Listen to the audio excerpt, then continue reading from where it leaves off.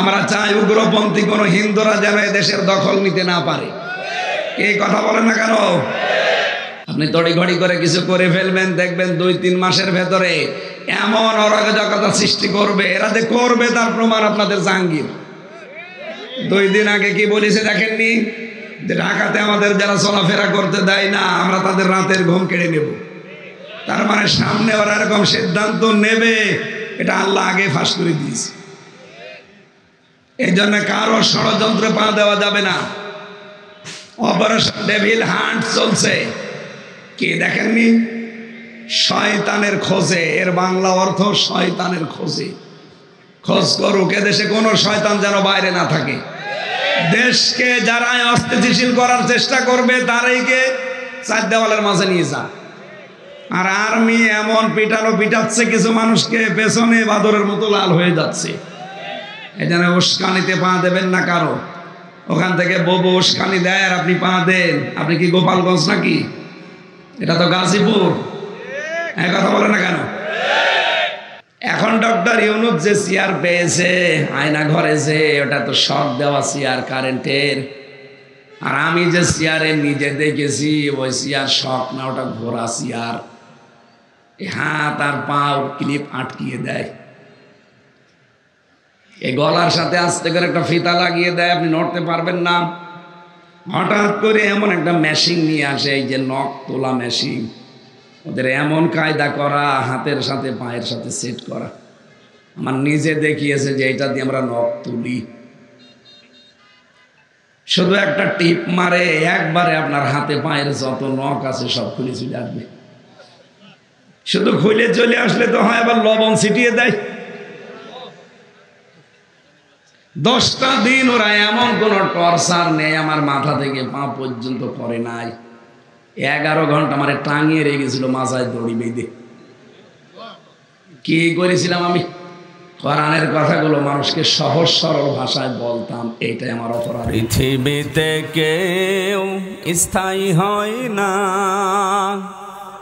হোক না সে ফেরাউন কিংবা নমরুদ, কেউ ভাবে চিরকাল রয় না, কেউ ভাবে চিরকাল রয় না।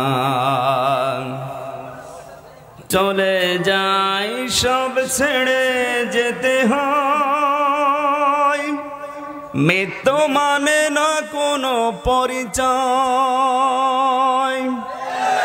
সব রাজা মহারাজা আর মহাবীর কাউকে অবকাশ দেয় না। ফেরাউন শেষ তক ছিল না, মৃত্যু তাকেও ছেড়ে দিল না। থেকে গেছে তার সব স্মৃতিচিহ্ন। গাজীপুর জেলার ধীরাশ্রম নবজাগরণ ফাউন্ডেশনের উদ্যোগে তাফসিরুল কোরআন মাহফিলের সুনামধন্য সভাপতি জনাব অ্যাডভোকেট ডক্টর মোহাম্মদ শহীদুজ্জামান, সম্মানিত উদ্বোধক আলহাজ মোহাম্মদ হান্নান মিয়া হান্নু, প্রধান অতিথি আপনাদের গাজীপুরের সাবেক মেয়র মরহুম এম এ মান্নান, তার সুযোগ্য সন্তান জনাবে মঞ্জুরুল করিম রনি, সাধারণ সম্পাদক গাজীপুর মহানগর বিএনপির। উনি এখনো জামে আটকে আছে, আমিও আটকেছিলাম। আল্লাহ রাব্বুল আলামিন তার গোলামকে হায়াতে তাজ্জাবা সিহাতে কুল্লিয়া দান করুন, আমিন।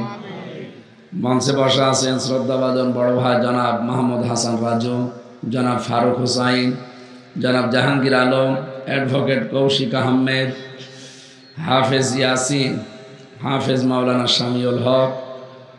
এ মাহফিল যার মাধ্যমে এসেছে আপনাদের এলাকার সন্তান জনাব বিল্লাল হোসেন, জনাব সাইফুল ইসলাম। এতক্ষণ যারা আলোচনা রেখেছিলেন মাওলানা হোসাইন মাহফুজ, মুফতি আলী হায়দার, হাফেজ মাওলানা মফিজউদ্দিন, মাওলানা মুফতি আলাউদ্দিন, অনেক মানুষের নাম দিয়েছেন। সামনে বসা মুসলমান ভাইরা, পর্দার আড়ালের সম্মানিতা মা এবং বোনেরা, প্রশাসনের ভাইরা, প্রাণপ্রিয় গাজীপুরবাসী, কথা বন্ধ করেন, দাঁড়িয়ে না থেকে জায়গা ফেলে বসেন, দেখতে ভালো লাগবে। এখানে কিছু বিছিয়ে দিলে বিছিয়ে দেন। দল, মত, জাতি, বর্ণ, ধর্ম নির্বিশেষে আজকের এই অনুষ্ঠান, এটাকে শুধু মুসলমানদের, এটা ক্লাস চলছে। আমরা 1 ঘন্টা খানিক ক্লাস করব, কোরআনের ক্লাস। নবীজি জানিয়েছেন, মাজলিস ফিকহিন খায়রুম মিন ইবাদাতি 60 সানা। ইলমে দ্বীনের একটা মাজলিস যদি 1 ঘন্টা কেউ ব্যয় করে, 60 বছর নফল ইবাদতের চাইতেও বেশি সওয়াব পাওয়া যায়। সুতরাং আমরা এখানে ইবাদত মনে করে কোরআনে কারিমের নির্ধারিত আয়াতকে বোঝার জন্য একটা চেষ্টা চালাবো। বাড়ি যাওয়ার আগে যেন অপরাধগুলো আল্লাহ মাফ করে জায়গাটা নেকি দিয়ে পাল্টিয়ে দেন। এই জন্য অনুষ্ঠান শুধু মুসলমানদের জন্যে। হাদা বায়ানুল লিন্নাস, মানুষ পদবাচ্য যারা বিবেচিত সবার জন্য আজকের অনুষ্ঠান। এই জন্য আমরা পৃথিবীর সম্মানিত সৃষ্টি, ওয়ালাকাদ কাররামনা বানি আদম, বনি আদমকে আমি আল্লাহ সম্মান দিয়েছি। সেই সম্মানিত মানুষদেরকে এই 15.5 বছরে সবচাইতে বেশি সিনিমিনি খেলা হয়েছে তাদের সম্মান নিয়ে, বিশেষ করে যারা সমাজে সম্মানিত ছিল। সূরা নমলের ভেতরে আছে 34 নম্বর আয়াতে, জালেম যদি কোনো সময় চেয়ার পায়, ওর প্রথমেই 2টা কাজ হাতে নেয়।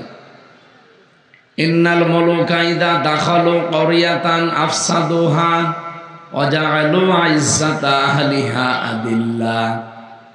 1 নম্বরে, জালেম চেয়ারে বসার পরে বিশৃঙ্খল পরিবেশ তৈরি করে দেয়, সব জায়গায় দুর্নীতির আঁকড়া বানায়। এটা তো দেশে ছিল না। আপনি এমন কোন জায়গার নাম বলেন তো যেখানে দুর্নীতি ছিল না? মসজিদের ইমাম পর্যন্ত ঘুষ দিয়ে নিয়েছে। এই যে মডেল মসজিদগুলো বানিয়েছে সৌদি সরকার, আর নাম দিয়েছে অনেকে তার নিজের আর বাবার। কেন এটা করা লাগবে? কেন? যে দিয়েছে আপনি তার নাম বলতে পারেননি। সবচাইতে বড় বিষয়, দেশে নাম পরিবর্তনের অনেকে হিড়িক তৈরি করেছিল। যেখানে সেখানে দেখতাম নাম পাল্টিয়ে অন্য নাম বসিয়ে দিত, জনগণ পুরাটা উঠিয়ে দিয়েছে। এই যে 12,000 কোটি টাকার উপরে খরচ করে শহীদ জিয়া, তার নামে বিমানবন্দরটা ছিল, আপনি পাল্টিয়ে দিতে গেলেন কোন কারণে? এত হিংসা এই মহিলার মনের ভেতরে। নিজের হিংসাকে বহির্প্রকাশ করার জন্য এই কাজগুলো হাতে নিয়েছিল। 1 কাপড়ে ম্যাডামকে বের করে দিয়েছে বাড়ি থেকে। আল্লাহ পুরা উল্টিয়ে দিয়েছে। এই পৃথিবীতে যার দ্বারা যে কষ্ট মানুষ পাবে, ওই মানুষের দীর্ঘশ্বাস আরো সে পৌঁছিয়ে যায়। ম্যাডামের কান্না ওই দিন সারা দুনিয়া দেখে কি দিছে। 40 বছর একাধারে যে ঘরে বাস করলেন, 1 কাপড়ে তাকে বের করে দিলেন। আমরা এত হিংসা। আবার নিজে মুখ ফুটে পরবর্তীতে জানিয়েছে যে ওখানে ওরে থাকতে দেব না, এটা আমি আগেই সিদ্ধান্ত নিয়েছিলাম।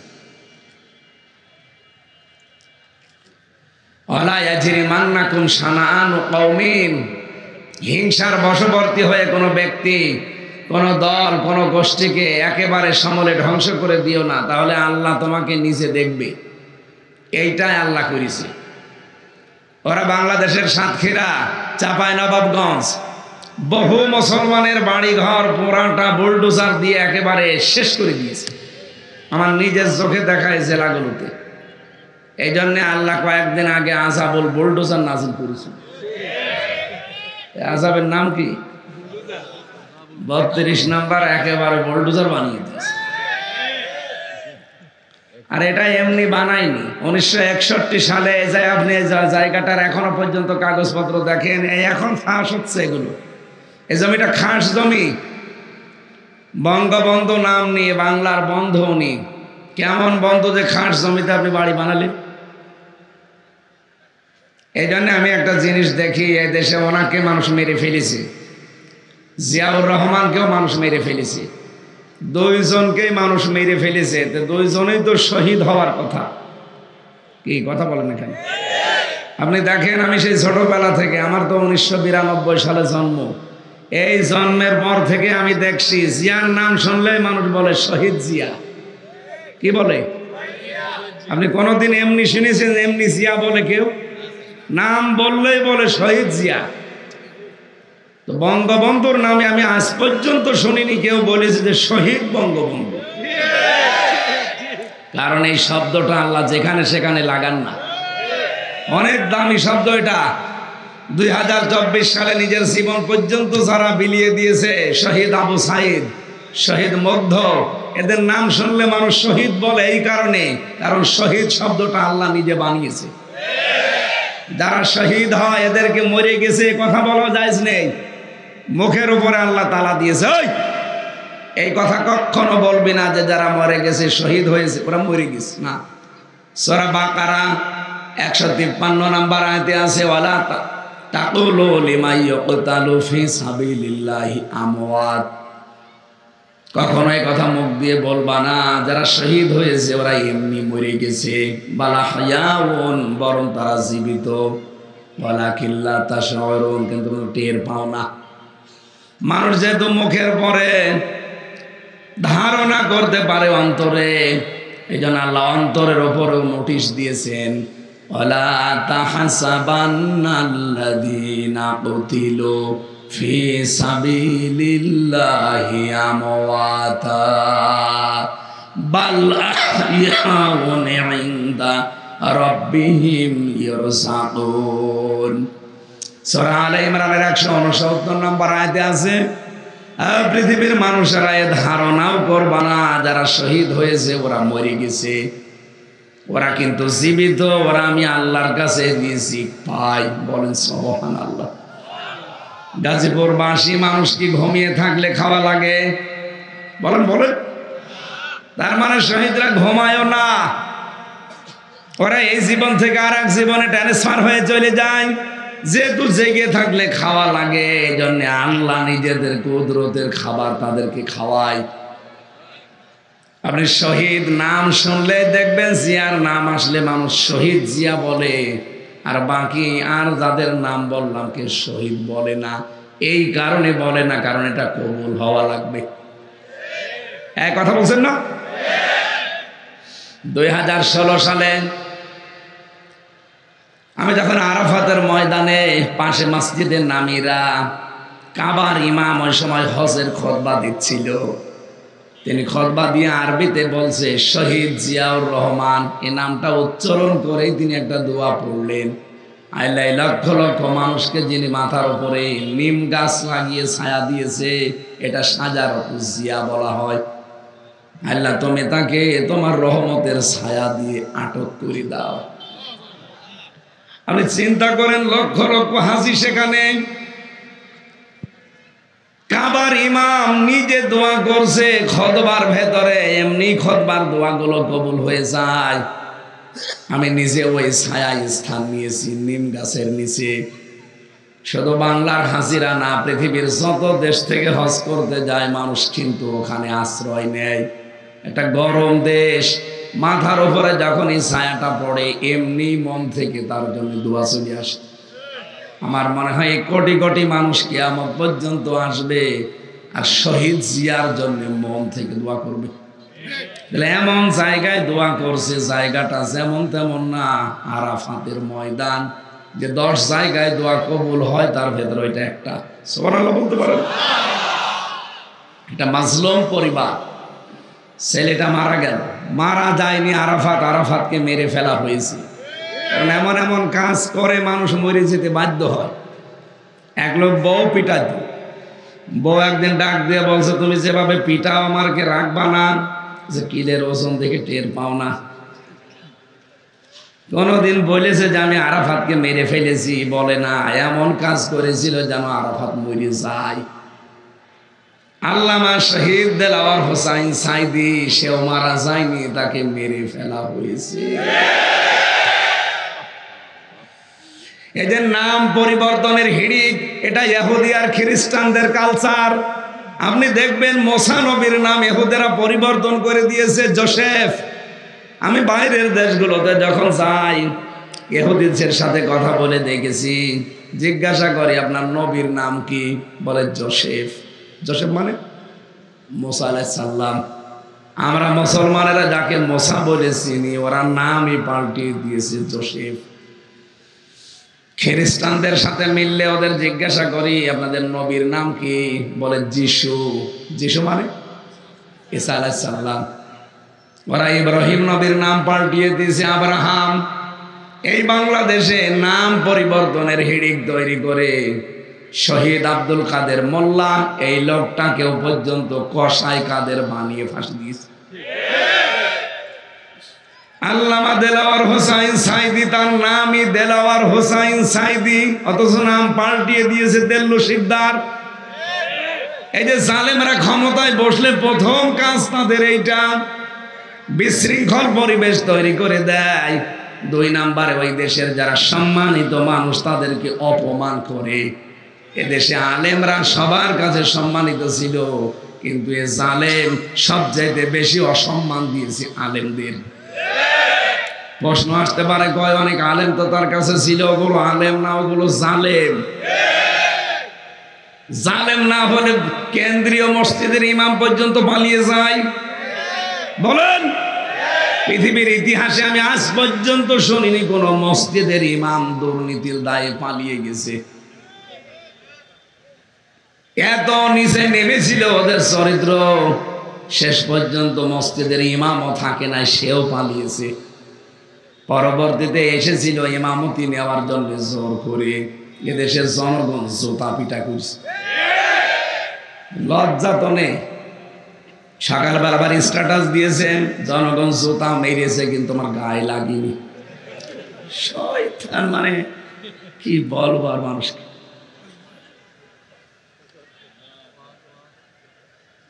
আমি তো একটু বাস্তবতার দিকে তাকিয়ে দেখছি, এদের ইমাম থেকে শুরু করে যত মানুষ ওদের দায়িত্বে ছিল, বিশেষ করে 1628 জন। কয়জন? একটা দেশ চালাতে লাগে 1628 জন মানুষ। বাংলাদেশে এখন চলছে, এই চেয়ারগুলোতে যারাই ছিল এখনো অনেকে পাল্টায়নি, এখনো অনেকে আছে। যেহেতু সংস্কার আরম্ভ হয়েছে, আমরা চাই এই চেয়ারগুলো থেকে জালেমদেরকে নামিয়ে দেওয়া হোক। এরা থাকা অবস্থায় কিন্তু ষড়যন্ত্র থামবে না। এক কথা বলে না কেন? আমি ওই রুমে ছিলাম যে রুমে নাসিরউদ্দিন পিন্টু ভাই ছিল, ওনাকে মেরে ফেলা হয়েছে, উনি মারা যায়নি। ছাত্র দলের এক নেতাকে পেয়েছিলাম রিমান্ডে, পিটিয়ে তার জীবনটা শেষ করে দিয়েছে। এই যে এরকম একটা চেয়ারে বসিয়ে দেয়। এখন ডক্টর ইউনূস যে চেয়ার পেয়েছে আয়না ঘরে, যে ওটা তো শক দেওয়া চেয়ার কারেন্টের। আর আমি যে চেয়ারে নিজে দেখেছি, ওই চেয়ার শক না, ওটা ঘোড়া চেয়ার। হাত আর পাও ক্লিপ আটকিয়ে দেয়, এই গলার সাথে আস্তে করে একটা ফিতা লাগিয়ে দেয়, আপনি নড়তে পারবেন না।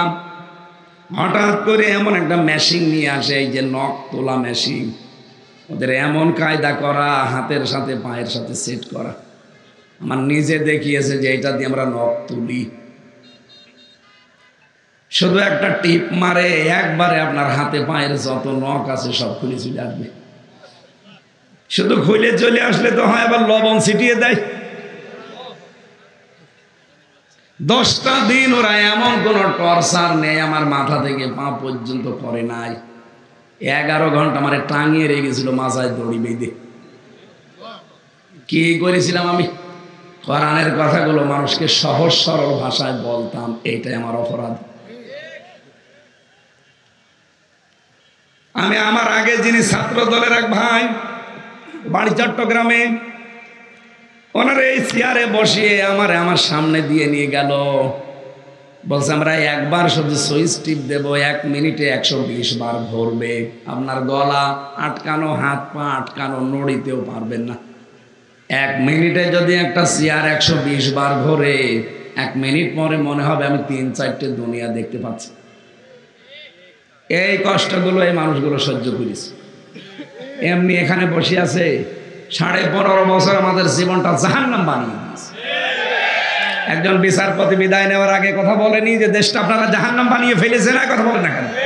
ওটা কি বিচারপতি আমাদের দেওয়া? ওদের নিজেদের বিচারপতি এই কথা যদি বলতে পারে, বিচার ব্যবস্থা কোথায় ছিল? যা মনে লেগেছে ওই একটা মহিলা তাই করেছে। আর এই 1628টা চেয়ারে যারা ছিল এরা সব ওই জালেম আর সব সহযোগী। আলেমদেরকে এত অপমান করেছে, ধর্ষণের মামলা দিয়েছে আলেমদের নামে। আল্লামা সাইদের নামে সর্বশেষ মামলাটা হচ্ছে ধর্ষণে। যে মহিলাকে সাজিয়ে নিয়ে এসেছে, অ্যাডভোকেট তাজুল ইসলাম জিজ্ঞাসা করছে, এই মেয়ে, মাওলানা সাইদি আপনাকে ধর্ষণ করেছে? বলছে জি হ্যাঁ। আপনার জন্ম তারিখ কত? 1975। ধর্ষণ করেছে কত সাল? 1971। উনি বলছে মাননীয় আদালত এই পয়েন্টটা লিখেন। এ মহিলার জন্ম 75-এ, ও ধর্ষিত হয়েছে 71-এ। ওকে রুহের জগতে ধর্ষণ হয়েছে। এই চলছিল বিচার ব্যবস্থায়। শুধু এইটা না, সারা দেশের অবস্থা একই। কিচ্ছু জানে না, ঘরে ঘুমিয়ে আছে। হঠাৎ করে ও চোখ খুলে দেখছে গাজীপুর থানা হাজতে। কি গো, এখানে কি? তুই গাছ কেটেছিস? কখন? স্বপ্নে। বেশি বললাম? প্রত্যেক জায়গায়, সারা বাংলাদেশে সব জায়গায় 1 ইঞ্চি জায়গাও বাকি ছিল। আপনি যে রাতে একটু ঘুমাবেন সে জায়গাও পাননি। ধানের খেতে বাঁশের নিচে মানুষ ঘুমিয়েছে, আমার নিজের সাক্ষী। আর জালেমরা এখন সাফাই গায় যে কি করেছি আমরা, আমাদের পালিয়ে যাওয়া লাগলো। আবার কি করবেন? কিছু যদি না করে থাকেন, অন্তত আয়না ঘরের কারণ আপনার ফাঁসি হওয়া দরকার। এই জন্য জালেমদের প্রথম কাজ হবে ওই দেশে বিশৃঙ্খল পরিবেশ তৈরি করে দুর্নীতির আঁকড়া বানাবে। একটা জায়গা দেখাতে পারবেন যেখানে দুর্নীতি নেই? গত পরশুদিন ভিডিও বার্তা পাঠিয়েছে, বাংলাদেশে সব মানুষ শুধু আমারে গালি দেয়। দোষ কি আমার একা? আমার ছোট বোন রেহেনার দোষ নেই? দোষ তো তারও আছে। সে পাবনার রূপপুরের পারমাণবিক কেন্দ্র থেকে কত কোটি টাকা মেরেছে, এখন সব প্রচার হচ্ছে। বাইরের দেশগুলোতে এত টাকা পাচার হয়েছে এদের। কয়েকদিন আগে মালয়েশিয়া ছিলাম, কোন জায়গায় তো ওরা ওঠেও না। ওরা বানিয়েছে ওখানে সাহেব পাড়া। সাহেব পাড়ায় ওঠে না, ওঠে হোটেলে। যাই হোটেলে উঠে দেখে 2 শয়তান বসে চা খাচ্ছে। কি গো এখানে? হুজুর আমরা আগেই পালিয়েছি। কেন সাহেব পাড়ায় থাকবেন না? ওখানে থেকে মায়ের খাবো। রাস্তা ঝাড়ু দেয়, পায়খানা সাফ করে, রুটি বানায়। এরা সম্মানজনক একটা কর্মজীবন বাংলাদেশে তৈরি করতে পারতো। এই কথা বলেন না কেন? কয়েকদিন আগে তারেক জিয়ার একটা বক্তব্য শুনছিলাম। উনি এই কথা জানিয়েছে, বাংলাদেশে যদি আমাদেরকে আল্লাহ চেয়ার দেয়, সর্বপ্রথম কর্মসংস্থান আমরা হাত দেব। এই কথাটা তো অনেক দামি কথা, আর আমরা এটাই চাই। ক্ষমতায় কে আসবে ওটা আমার দেখার দরকার নেই, কিন্তু আমরা চাই এদেশের মানুষ যেন বেকার না থাকে। যে যেখানে আছেন কর্মসংস্থানে দেশে বহু আছে, বাইরের দেশগুলো মুখিয়ে আছে। কারণ এত উর্বর দেশ পৃথিবীর কোনো জায়গায় নেই, অথচ শুধু পাচার করেছে, শুধু পাচার করেছে। যাওয়ার সময় 14টা ব্রিফকেস নিয়ে গেছে, ওগুলো তো সব মাটি ভরা ছিল। এত ঋণ এই দেশের মানুষের মাথার উপর আপনি দিয়ে গেলেন। এখন এই দেশে কেউ জন্ম নিলেই তার মাথার উপরে 1,10,000 টাকা ঋণ। আর বলে আমরা উন্নয়নের রোল মডেল বানিয়েছি। যত বড় বড় মেগা প্রজেক্ট নিয়েছেন, অত বড় বড় মেগা ডাকাতি হয়েছে। পদ্মা সেতু যে খরচ করে বানিয়েছে, 4টা পদ্মা সেতু বানানো যেত। এই জন্যে জালেম ক্ষমতায় বসলে প্রথম কাজ হবে তাদের দুর্নীতির আঁকড়া বানাবে। তাই করেছি। 2 নম্বরে সম্মানিত মানুষদেরকে অসম্মান করবে। যেহেতু পৃথিবীর সর্বশ্রেষ্ঠ সৃষ্টি আমরা মানুষ, এই মানুষের সম্মান নিয়ে সামনে যেন কেউ সিনিমিনি খেলতে না পারে, এ বিষয়ে সজাগ থাকা লাগবে। যারা আসবেন মানুষকে সম্মান দেওয়া লাগবে। এই কথা বলেন না কেন? আল্লাহ আমাদেরকে সেরকম রাষ্ট্র উপহার পাওয়ার তৌফিক দেন, আমিন। পাশের দাদা বাবুদের ফাঁদে পা দিয়ে দেশটা ধ্বংস করার চেষ্টা ছিল, এখনো পর্যন্ত করে যাচ্ছে। 2732 জন মানুষ মেরে ফেললো, এখনো কোনো অনুশোচনা আছে? কোনো অনুশোচনা ভেতরে আছে? এখানে মানুষ যখন অপরাধ করতে করতে সীমা ছাড়িয়ে যায়, তখন আল্লাহ তার অপরাধ করার কারণে অনুশোচনা বন্ধ করে দেয়।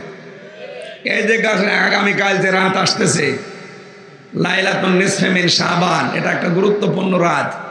এই রাতে আল্লাহ পৃথিবীর সব মানুষকে মাফ করার সিদ্ধান্ত নেয়।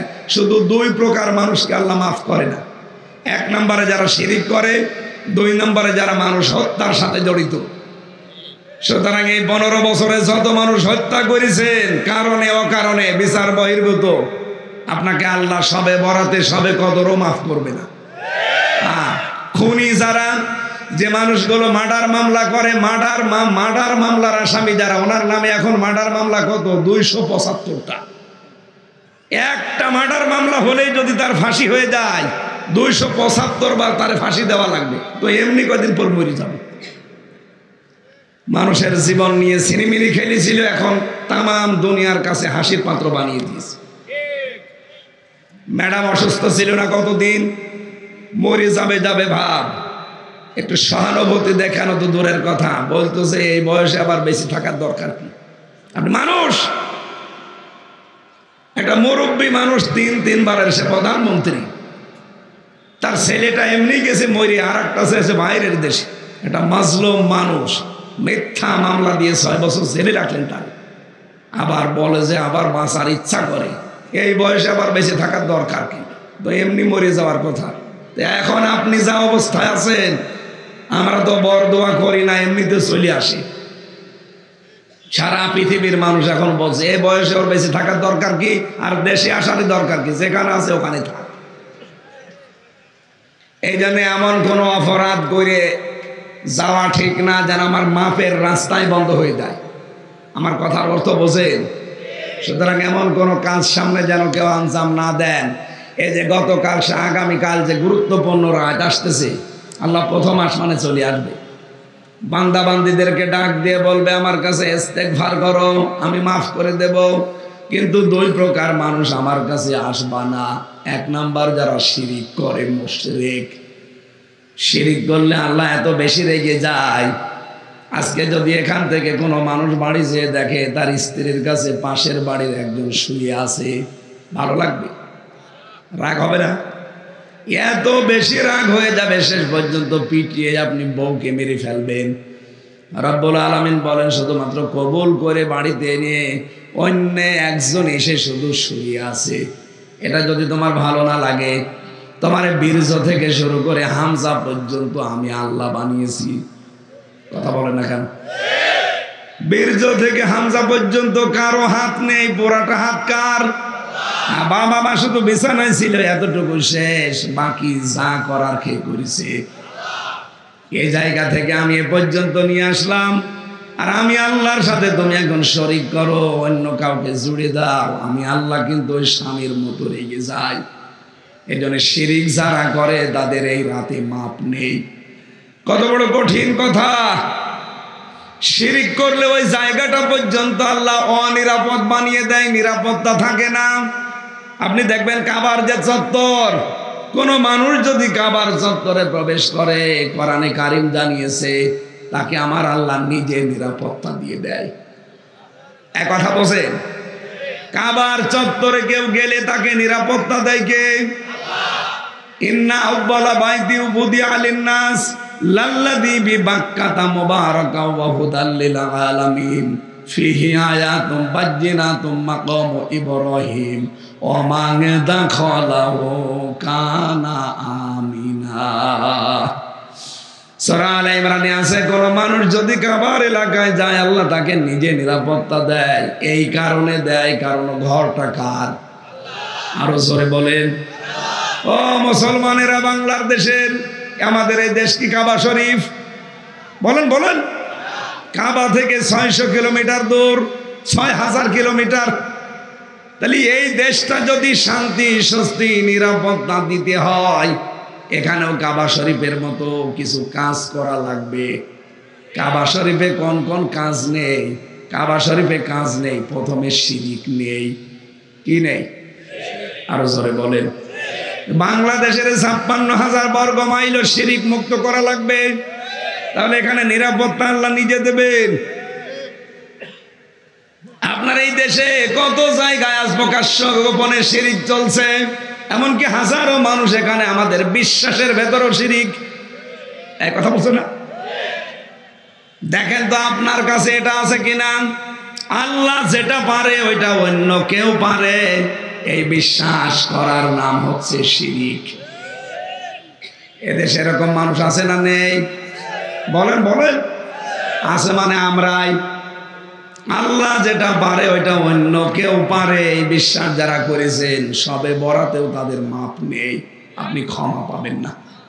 সুতরাং আজকে আপনার বিশ্বাস পাল্টান। আল্লাহ যেটা পারে ওটা পৃথিবীর অন্য কেউ। আরো জোরে বলেন। সন্তান দিতে মাত্র শুধুমাত্র কে পারে? ছেলে দিতে, মেয়ে দিতে পারে কে? নাকি পৃথিবীর কোনো পীর, কোনো পানি পড়া, আপেল পড়া?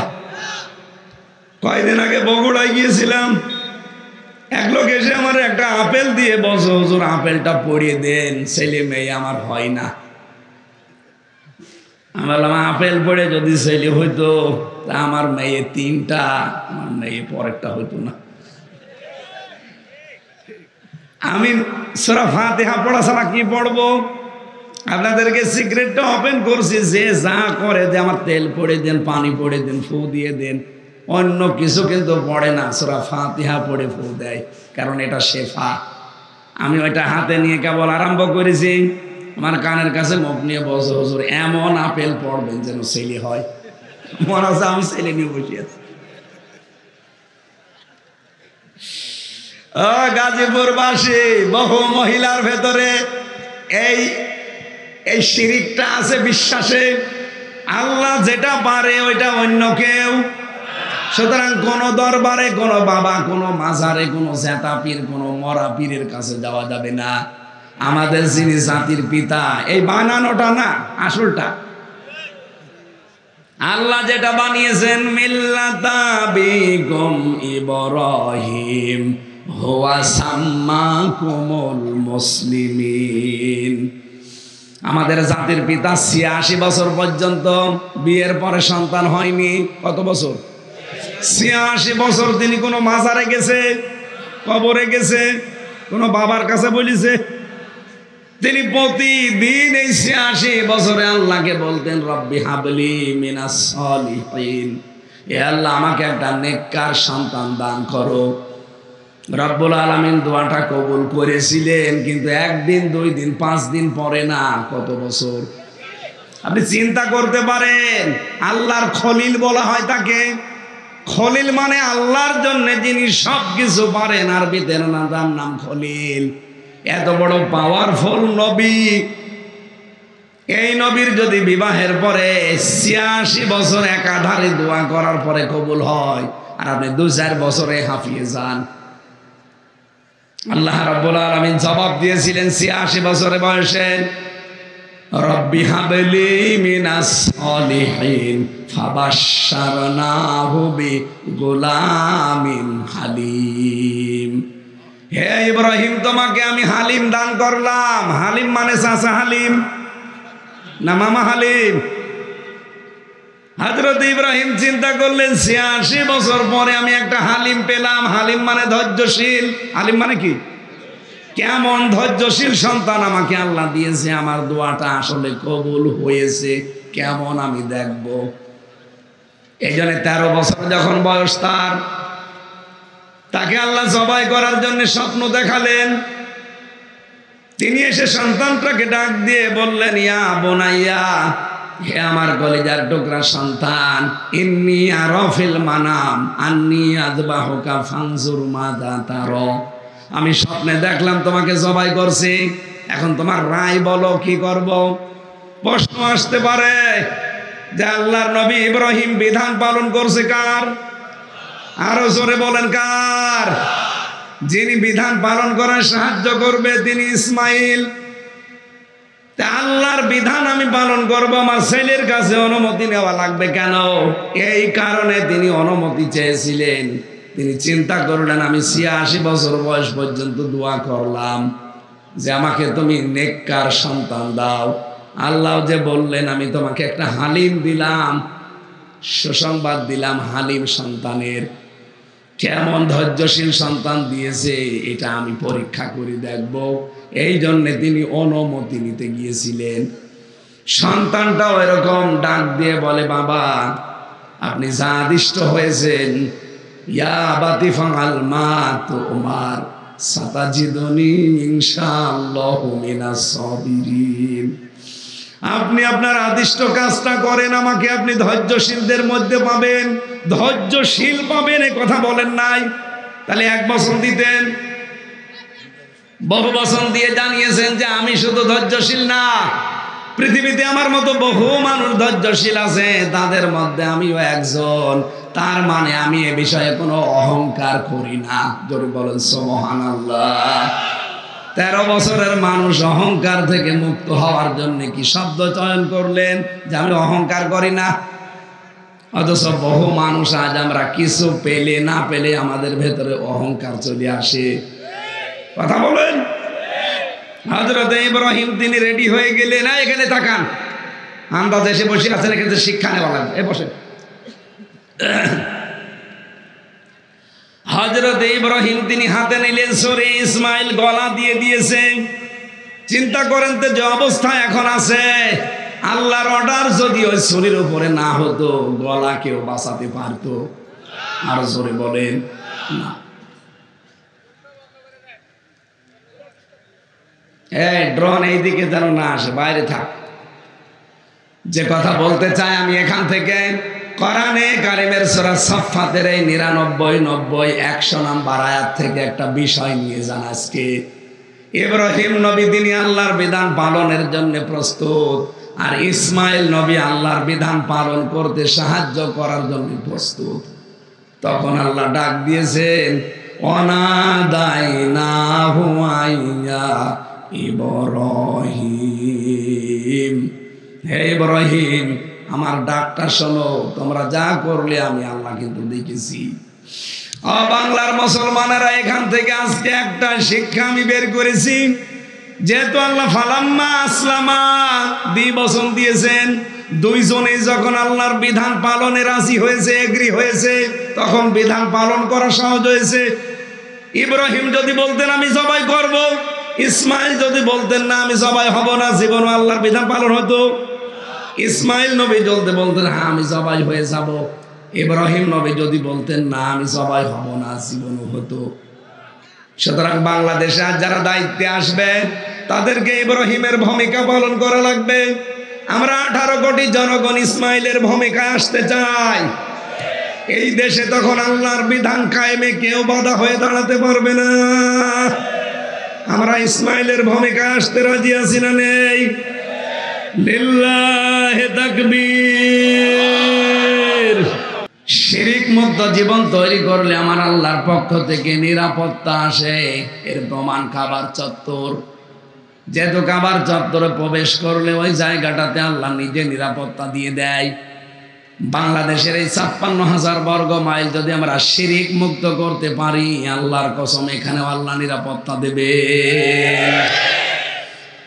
সূরা আনআম ৭ নাম্বার পারা ১৭ নাম্বার পৃষ্ঠা ১ম নাম্বার লাইনের ৮২ নাম্বার আয়াতের প্রথম অংশে আছে। এটা তাফসিরে ফি জিলালিল কোরআনে পাবেন। রব্বুল আলামিন গ্যারান্টি দিয়েছেন, আল্লাযীনা আমানু ওয়া লাম ইয়ালবিসু ঈমানাহুম বিযুলমিন উলাইকা লাহুমুল আম ইলা আখিরি আয়াত। এই দুনিয়াতে যারা ঈমান আনে আর ঈমানের সাথে শিরিক মিশ্রণ করে না, আমি আল্লাহ নিজের পক্ষ থেকে তাদের ঘোষণা দিলাম এরা নিরাপত্তার হকদার। বলেন সুবহানাল্লাহ। মানুষকে নিরাপত্তা দিতে পারে র্যাব, পুলিশে, আর্মিতে, কে বলেন তো? আল্লাহ পাক বলেন প্রতিটি মানুষের কাঁধের উপরে ফেরেশতা আছে, একে চলাফেরা করানোর জন্য আমি আল্লাহর গাইডলাইন আছে। এই ফেরেশতারা যদি আপনার পেছনে দায়িত্ব পালন না করে আপনি এক পা হাঁটতেও পারবেন না। কোরআনের কথা আমাদের বিশ্বাস হয়?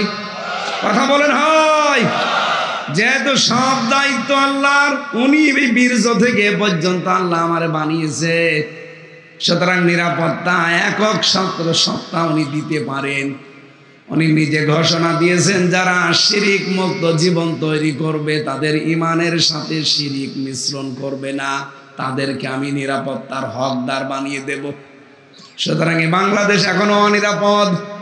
এখনো পর্যন্ত উগ্রপন্থী হিন্দুরা কত কায়দা কৌশল চালিয়ে যাচ্ছে ট্রাম্পের সাথে মিলমিশ করে এই দেশটাকে এখনো বিশ্বের কাছে জঙ্গি রাষ্ট্র বানানোর চিন্তায় আছে। আপনি এমনি দেখছেন মোদি সাহেব চলে গেছে ট্রাম্পের কাছে, আল্লাহর ইশারা মোদি যখন গেছে ওখানে ট্রাম্পের কাছে বাংলাদেশ নিয়ে কিছু বলবে, ঠিক সেই মুহূর্তে আন্তর্জাতিক মিডিয়া নিয়ে ডক্টর ইউনূস হাজির আয়না ঘরে। এমন গুটি চলেছে যে আন্তর্জাতিক সংস্থাগুলো বিশেষ করে জাতিসংঘ সব উল্টিয়ে দিয়েছে। মোদি যে কিছু বলবে সে মুখ আর নেই। উগ্রপন্থী হিন্দু যারা বিশেষ করে আমেরিকায় আছে, এরা এত সূক্ষ্ম ব্রেনে কাজ করছে বাংলাদেশ অস্থিতিশীল করার জন্যে। এটা জঙ্গি বসবাস করে এরকম কিছু ধোয়া তুলে দেশটাকে আবার ওই জালেমার হাতে তুলে দেওয়ার চিন্তা ভাবনা করছে। এই জন্য সংস্কার খুব তাড়াতাড়ি করে নির্বাচন দেওয়া দরকার, কারণ নির্বাচিত সরকারের হাতে না গেলে ও জালেমা তো বসে নেই। আর ওরা তো গরুর চোনা খাওয়া মানুষ, আমরা খাই গরুর দুধ, আর ওরা মাথা খুব সমস্যা মাথায়।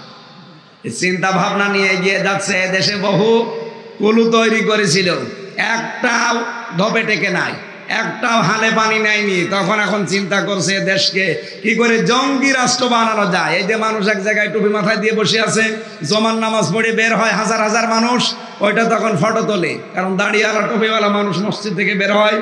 একটা জানাজায় দাড়িওয়ালা টুপিওয়ালা মানুষ যায় না, এইটা ছবি তুলে এই উগ্রপন্থী হিন্দু যারা আছে, এটা যাতে রেকর্ড হচ্ছে আমি জানি, ওদের কানেও যাবে। এইটা নিয়ে তখন ট্রাম্পকে দেখায়, এই দেখেন বাংলাদেশ কোথায় পৌঁছিয়েছে, সব জঙ্গিদের দখলে। আর ওরা এমনিতে দাড়ি টুপি দেখলে ভয় পায়। এক কথা বলছে না কেন? এ কারণে এখন নতুন একটা চাল আরম্ভ করছে, এটা যেন বাংলার কোনো মানুষদের নতুন ফাঁদে পা না দেয়। দেশকে আজ 6 মাস কয়দিন হয়ে গেল, এই 6 মাস কয়দিনে একটাও জঙ্গি নাটক পেয়েছেন? কারণ যিনি নাটক লিখবে তিনি তো পালিয়েছে, আর যাদেরকে নিয়ে নাটক করাবে তারাও পালিয়েছে। এই ডিআইজি মনিরুল আর আসাদুজ্জামান কাউন্টার টেররিজমের এই দুইজন এই নাটকগুলো সাজাতো, আর এটা লিখে দিত যিনি পালিয়েছে উনি। এখন যেহেতু নেই কেউ দেশে, এই জন্য 6 মাস কয়দিন হয়ে গেল একটা জঙ্গি নাটক আর কেউ বানাতেও পারে না, আমরা দেখিও না। কিসের জঙ্গি?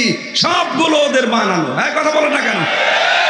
সুতরাং আন্তর্জাতিক মিডিয়াতে বারবার প্রচার করা লাগবে দেশে জঙ্গি বলে কিছু নেই, এগুলো সব ওদের বানানো নাটক। কয়েকটা যদি উগ্র থাকে তারা জেলখানায় পড়ে আছে গাজীপুরের কাশেমপুরে। আমি 3 বছর ছিলাম ওখানে, দেখেছি। আল্লাহ দলের প্রধান আছে একজন, আব্দুল মতিন, এই গাজীপুরের কাশেমপুরে। জিজ্ঞাসা করলাম কি আপনি? বলছে আমি আল্লাহ দলের প্রধান।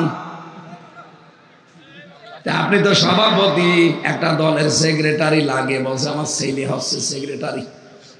ও সভাপতি, ও ছেলে সেক্রেটারি, ওরা উগ্র। এই তাছাড়া জঙ্গি বলে আমরা যা আন্দাজে আলেমদের ধরে নিয়ে মামলা দিয়ে দেয়। এই নাটকটা 6 মাস কয়দিন হয়ে গেল, দেখেছেন? সুতরাং বিশ্বে এটা প্রকাশ করা দরকার, এই দেশে সাম্প্রদায়িক কোনো উস্কানি নেই। এরা যা ছড়িয়েছে এই 54 বছর সব মিথ্যা কথা। এতদিন ওরা আমাদেরকে দাবিয়ে রাখতো যে এই দেশে সাম্প্রদায়িক সম্প্রীতি নষ্ট হয়, এদেশে দাঙ্গা হয়, অন্যান্য ধর্মের যারা আছে তারা অনিরাপদ। এগুলো যে মিথ্যা কথা, মাইক্রোসফট সবগুলো প্রকাশ করে দিয়েছে। দেখেন আপনি বিশ্বের আন্তর্জাতিক মিডিয়া যতগুলো আছে, 257টা রাষ্ট্র দুনিয়ায়, এতগুলো রাষ্ট্রের উপরে তারা চিন্তা ভাবনা করে গবেষণা চালিয়ে তারা প্রকাশ করেছে সবচাইতে বিশ্বে বেশি মিথ্যা তথ্য ছড়ায় ভারত। সুতরাং বাংলাদেশে যে সাম্প্রদায়িক সম্প্রীতি আছে, সামনে রোজা আসতেছে, রোজা আর পূজা দরকার হয় একসাথে হয়, এবং হয়েছে, সামনেও হবে। এই কথা বলে না কেন? এখানে হিন্দুরা পর্যন্ত এখন জানাচ্ছে যে না, আমরা এই আগস্টের 5 তারিখের পর থেকে সবচাইতে বেশি নিরাপদে আছি। তার মানে এর আগে আমাদেরকে অনিরাপদ রেখেছিল যারা এতদিন ছিল দায়িত্বে, তারা। গোবিন্দ পরামানিক পর্যন্ত এই কথা বলছে যে না, আমরা এখন নিরাপদে আছি, কারণ ওরা দেখতে পাচ্ছে মুসলমান তাদের মন্দির পাহারা দিয়েছে আগস্টের 5 তারিখের পর থেকে। এটা বিশ্বের মিডিয়ায় বারবার ছড়ান, বিশেষ করে যারা দুনিয়া কন্ট্রোল করছে তাদের কাছে। আমরা চাই উগ্রপন্থী কোনো হিন্দুরা যেন এদেশের দখল নিতে না পারে। এই কথা বলেন না কেন? আপনি তড়িঘড়ি করে কিছু করে ফেলবেন, দেখবেন 2-3 মাসের ভেতরে এমন অরাজকতা সৃষ্টি করবে। এরা যে করবে তার প্রমাণ আপনাদের জাহাঙ্গীর 2 দিন আগে কি বলেছে দেখেননি? যে ঢাকাতে আমাদের যারা চলাফেরা করতে দেয় না, আমরা তাদের রাতের ঘুম কেড়ে নেব। তার মানে সামনে ওরা এরকম সিদ্ধান্ত নেবে, এটা আল্লাহ আগে ফাঁস করে দিয়েছে। এই জন্য কারো ষড়যন্ত্রে পা দেওয়া যাবে না। অপারেশন ডেভিল হান্ট চলছে, কি দেখেননি? শয়তানের খোঁজে, এর বাংলা অর্থ শয়তানের খোঁজে। খোঁজ করুক, এদেশে কোনো শয়তান যেন বাইরে না থাকে। দেশকে যারা অস্থিতিশীল করার চেষ্টা করবে তারাইকে 4 দেওয়ালের মাঝে নিয়ে যা। আর আর্মি এমন পিটাচ্ছে কিছু মানুষকে, পেছনে বাদরের মতো লাল হয়ে যাচ্ছে। এই জন্য উস্কানিতে পা দেবেন না কারো। ওখান থেকে ববু উস্কানি দেয় আর আপনি পা দেন। আপনি কি গোপালগঞ্জ নাকি? এটা তো গাজীপুর। এই কথা বলে না কেন? এখানে স্বনামধন্য মানুষ ছিলেন মরহুম এম এ মান্নান, সাবেক মেয়র। আমি জেলখানায় থাকতে তার নাম শুনতাম, দেখিনি লোকটাকে। দোয়া করি তার জন্য আল্লাহ কবরটা যেন জান্নাতুল ফেরদাউস বানিয়ে দেয়। তার সন্তান, সুযোগ্য সন্তান আজকে এসেছে আমাদের মাঝে। রনি ভাইকেও যেন কোরআনের জন্য, ইসলামের জন্য কবুল করেন, আমিন। সম্মানিত ভাইরা, যেহেতু একটা গুরুত্বপূর্ণ রাত কালকে, এই রাতে আল্লাহ রাব্বুল আলামিন কোরআন নাযিল করেছিলেন। ইন্না আনজালনাহু ফি লাইলাতিন মুবারাকা। যদিও এটা শবে কদরের জন্য বলা হয়, কোন তাফসীর কারক জানিয়েছে না, এটা শবে বরাতের জন্যও। এই লাইলাতুম মিন নিসফে শাবান, এখান থেকে আল্লাহ রাব্বুল আলামিন বলেন কোরআন আমি এই গুরুত্বপূর্ণ রজনীতে নাযিল করলাম। কেন জানো? ইন্না কুন্না মুনজিরিন। আমি নিজেই মানুষদেরকে সতর্ক করতে চাই। সুতরাং কোরআনে আল্লাহর যত বাণী আছে সব আমাদের সতর্ক বার্তা। আমাদের জীবন যেন সতর্ক হয়, সেই বার্তাগুলো এখানে দেওয়া আছে। সামনে আমাদের সময় আসতেছে সতর্ক হওয়া। পৃথিবীর প্রতিটি জিনিস সম্পর্কে আমাদের সচেতন হওয়া লাগবে, সতর্ক হওয়া লাগবে, বিশেষ করে জীবন সম্পর্কে। যেহেতু বেশি দিন আর থাকা যাবে না, খুব বেশি হলে এখানে যারা আছি 100 বছর পরে থাকতে পারবেন। কথা বলেন না কেন? 100 বছর না, আমার মনে হয় 70 বছর পরে সব আমরা কবরের নিচে যাব। নতুন মানুষ এসে গাজীপুর আবার চাষ করবে। যেহেতু আমাদের জীবন সম্পর্কে সতর্ক হওয়া দরকার, জীবন সম্পর্কে সচেতন হওয়া দরকার, এই মুহূর্তে সেইটা করার জন্য আমরা আহ্বান জানাচ্ছি। দুনিয়ার এই ফেরেবে পড়ে, পৃথিবীর এই জমিনের ফেরেবে পড়ে যেন আমাদের আখিরাতের বিশাল জীবন আমরা নষ্ট না করি, ভুলে না যাই। আল্লাহ আমাদেরকে আমাদের জীবন সম্পর্কে সচেতন হওয়ার তৌফিক দেন, বলেন আমিন। ও গাজীপুরবাসী, এই পৃথিবীতে আল্লাহ আমাদেরকে উদ্দেশ্য নিয়ে পাঠিয়েছিলেন, তার নাম ইবাদত। তার নাম কি? কতদিন এটা করা লাগবে? ওয়াবুদু রাব্বাকা হাত্তা ইয়াতিয়াকাল ইয়াকিন। ওই দিন পর্যন্ত ইবাদত করে যাওয়া লাগবে যতদিন ইয়াকিন না আসে, তার মানে মরণ না আসে। এই আয়াত থেকে প্রমাণ হয় মাস্ট বি, আপনাদের কাছে মরণ আসবে। মরণ আসবে না এমন কেউ আছি আমরা? সুতরাং মৃত্যু যেহেতু সামনে অবধারিত আসবে, আরে কয়েক বছরের জন্য আমাদের আসল জীবন যেন আমরা ক্ষতিগ্রস্ত করি না ফেলি। আমাদের ওই আসল জীবনটা আমরা সামনে নিয়ে বাকি জীবন আমরা সতর্ক হব ইনশাআল্লাহ। আল্লাহ সেই কথাগুলো আজকের এই আয়াতের ভেতরে দিয়েছেন। ইন্না কুন্না মুনজিরিন, আমি নিজেই সতর্ককারী। ফিহা ইফরাতু কুল্লু আমরিন হাকিম। এই যে গুরুত্বপূর্ণ রজনীর শাবান মাসের 14 তারিখের দিবাগত রাত, এই রাতে আল্লাহ ফেরেশতা পাঠিয়ে দেয় দুনিয়ায়, আর 1 বছরের জন্য গুরুত্বপূর্ণ কিছু সিদ্ধান্ত নেয়। আমরা আজকের এই রাতেই দোয়া করছি, আল্লাহ আগামীকাল তো করবেনই, এমন সিদ্ধান্ত যেন বাংলাদেশ সম্পর্কে আল্লাহ নেয় যেন এই দেশটা নিরাপত্তায় পেয়ে যায়। এই কথা বোঝেন আমার? এমন সিদ্ধান্ত আল্লাহ যেন আমাদের দেশ সম্পর্কে নেয়, আগামী থেকে যেন এই দেশটা নিরাপত্তার চাদরে ঢেকে যায়।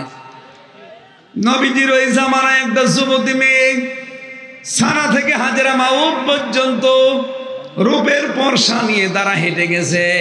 আল্লাহর ভয় ছাড়া তার ভেতরে কোনো ভয় থাকতো না। আমরা বাংলাদেশকেও ঠিক মেয়েদের জন্য ওই রকম বানাতে চাই, জনগণের জন্য আমরা ঠিক ওই রকম বানাতে চাই, যেখানে দুর্নীতি থাকবে না, যেখানে মানুষকে কষ্ট দেওয়া থাকবে না, যে দেশে আইনা ঘর থাকবে না, মিথ্যা মামলা যে দেশে থাকবে না, মিথ্যা সাক্ষী দিয়ে একটা মানুষের জীবন আপনি নষ্ট করে দেন। আপনি জানেন মিথ্যা সাক্ষী দেওয়া এটা কত বড় অপরাধ আল্লাহর কাছে। এ পৃথিবীতে যারা মিথ্যা সাক্ষী দিয়েছেন আপনার জন্য আল্লাহ জান্নাত হারাম করে দিয়েছে। এই 15.5 বছরে কত মিথ্যা মামলা, কত মিথ্যা সাক্ষী। আমি নিজে তো ভিকটিম দেখেছি।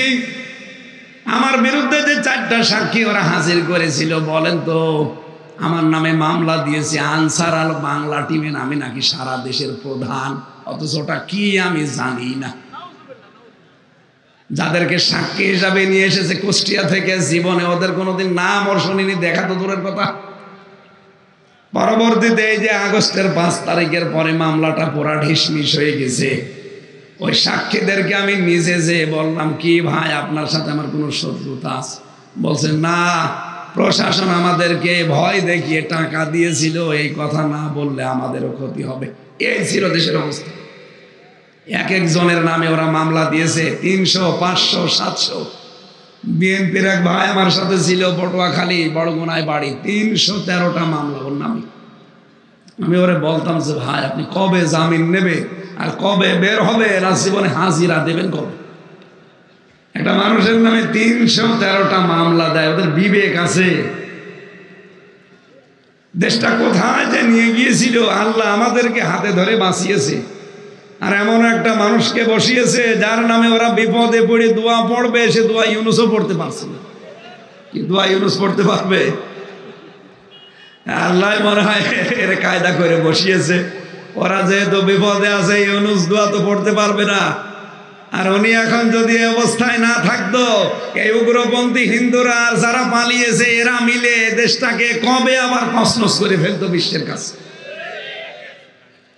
সুতরাং ওরা ডালে চলছে, ডালে ডালে, আর ইউনুস চলছে পাতায় পাতায়। তো মাথা না, ওটা একটা ম্যাগনেট। সুতরাং সেই কয়েকদিন উনি আছে, অন্তত বিশ্বের দরবারে দেশটাকে যেন কেউ উগ্রপন্থী, কেউ জঙ্গি রাষ্ট্র হিসাবে দেখাতে না পারে, সে বিষয়ে খুব সতর্ক থাকা লাগবে। আমার কথা বোঝেন আপনি? সামনে সময় আসতেছে, এই দেশে কোরআনের আইন চলবে ইনশাআল্লাহ, কিন্তু পরিবেশ পরিস্থিতি অনুকূলে নিয়ে আসা লাগবে। আন্তর্জাতিক যে বিশ্বের কারিশমা আছে কিছু, আপনি একবার ইসলাম কায়েম করে ফেলবেন, টিকতে পারবেন না। সুতরাং এমন এমন কিছু নিয়ম নীতি আছে যেগুলো যারা রাজনীতিবিদ, যারা দেশ নিয়ে ভাবে, তারা অবশ্যই জানে বিষয়গুলো। সামনে যেহেতু কালকের রাতে আল্লাহ গুরুত্বপূর্ণ সিদ্ধান্ত নিতে যাচ্ছে সারা দুনিয়া সম্পর্কে, বাংলাদেশ সম্পর্কে আল্লাহ এমন একটা সিদ্ধান্ত যেন নেয় যে আমরা শান্তি, স্বস্তি, নিরাপত্তায় বসবাস করতে চাই। সেরকম একটা দেশ, কাঙ্ক্ষিত একটা দেশ আমরা আল্লাহর কাছে চাওয়ার মাধ্যমে আজকে আমি আমার কণ্ঠ এবং পরিবেশ শেষ করে দিচ্ছি। আগামীতে আবার আসলে আমরা কথা বলবো ইনশাআল্লাহ। রনি ভাইয়ের মুখ থেকে একটু সালাম বিনিময়ের পরে আমরা মোনাজাতের মাধ্যমে শেষ করেন। আল্লাহুম্মা আমিন। লা হাওলা ওয়ালা কুওয়াতা ইল্লা বিল্লাহিল আলিয়্যিল আযীম। রব্বানা আতিনা ফিদ দুনিয়া হাসানা ওয়া ফিল আখিরাতি হাসানা ওয়া কিনা আযাবান নার। রব্বুল আলামিন গাজীপুরের ধীরাশ্রম একটু নজর দিয়ে তাকাও। তোমার বান্দা বান্দির আমরা মাথা নিচু করে বসে আছি। আগামীকাল যে গুরুত্বপূর্ণ একটা রজনী আসছে, আল্লাহ তাআলা এমন এমন সিদ্ধান্ত তুমি এদেশ সম্পর্কে নাও যেন এদেশে শান্তি, স্বস্তি, নিরাপত্তা ফিরে আসে। আমাদের জীবনের শান্তি নেই, নিরাপত্তা নেই, মেহেরবানি করে এগুলো আবার ফিরিয়ে দাও। এই সিদ্ধান্ত তুমি আগামীকালে রাতে নিয়ে নিও।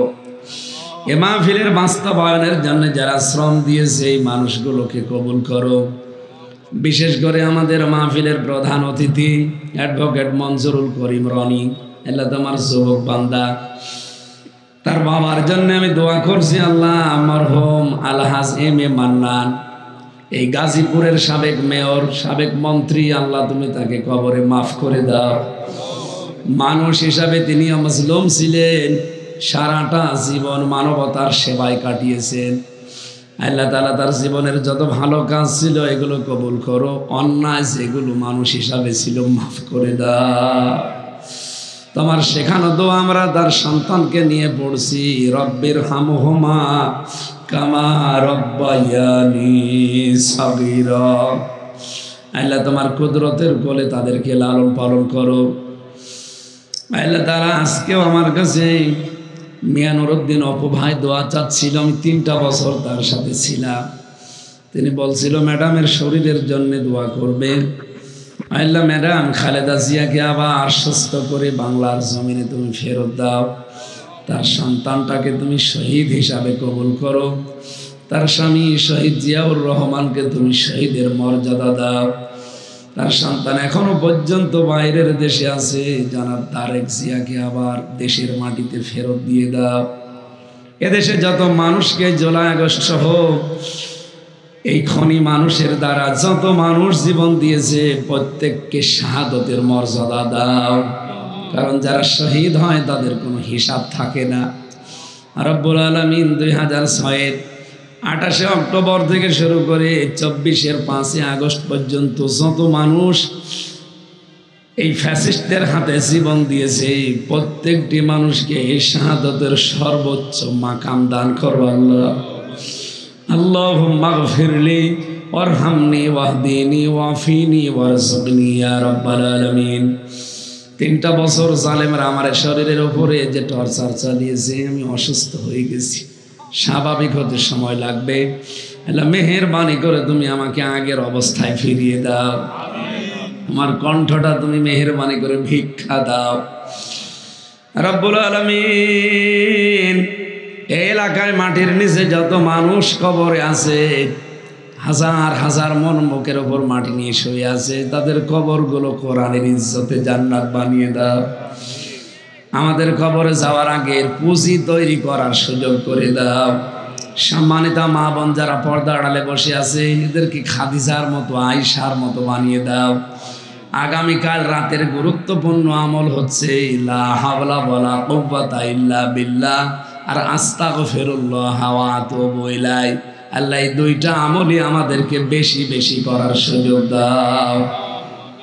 তোমার বান্দা বিল্লাল হোসেনের মাধ্যমে আজকের অনুষ্ঠানে এসেছি। তোমার এই যুবক বান্দা যাদেরকে সাথে নিয়েছে কোরআনের মাহফিলে, তাদেরকেও মাফ করে দাও। যত অতিথি আজকে এসেছে, আমি অনেকের নামও জানি না। আল্লাহ অনেকে আমরা মাজলুম, সারাটা জীবন যারা জুলমের শিকার, মাজলুমের দোয়া তো তুমি তো ফেরত দাও না। আল্লাহ মাজলুমদেরকে তুমি মাফ করে দাও। আল্লাহুম্মা রব্বির হামহুমা কামা রব্বায়ানি সাগীরা। মরণ কখন কার কাছে চলে আসে জানি না। মরতে আমাদের দুঃখ নেই, কিন্তু আমরা ঈমান নিয়ে মরতে চাই। সেজদা অবস্থায়, তোমার জিকির করা অবস্থায়, আল্লাহ কোরআন পড়া অবস্থায় যেন আজরাইল এসে আমাদের নিয়ে যায়। শেষ কথা যেন বলতে পারি লা ইলাহা ইল্লাল্লাহু মুহাম্মাদুর রাসূলুল্লাহ। আসসালামু আলাইকুম।